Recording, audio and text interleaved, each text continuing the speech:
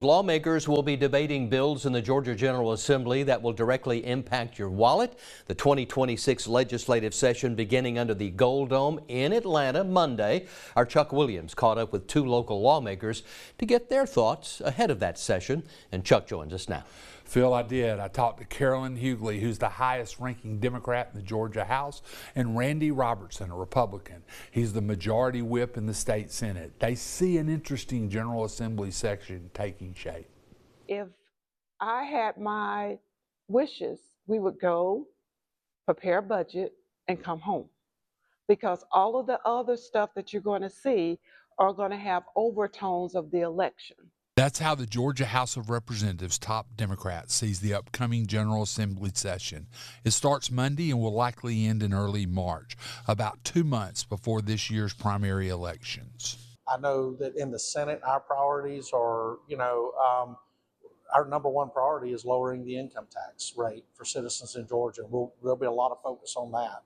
And we know there will be pushback on that from the Democratic Party. They don't support that. That is the priority that is being pushed by Lieutenant Governor Burt Jones, who's on the Republican ballot in the Georgia governor's race.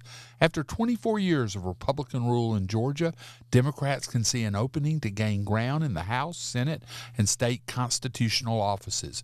2 Democrats swept the statewide Public Service Commission races in November with 20-point wins. So we certainly have momentum, and this is the best opportunity that we've had over the course of the last 20 years. I don't think you can equate a statewide election that we're walking into the PSC race. The PSC race was a special election. It was very odd when it was held, and it was also held during municipal elections.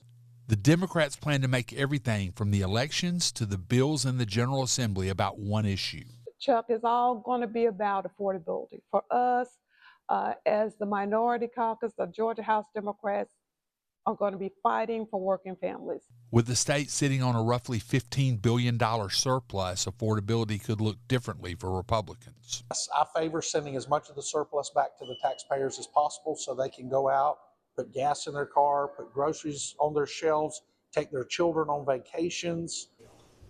Phil, any year you insert the election into a General Assembly session, anything, and I mean anything, can happen, especially this year where you have an open governor's seat. Back to you. All righty, Chuck. Thank you so much.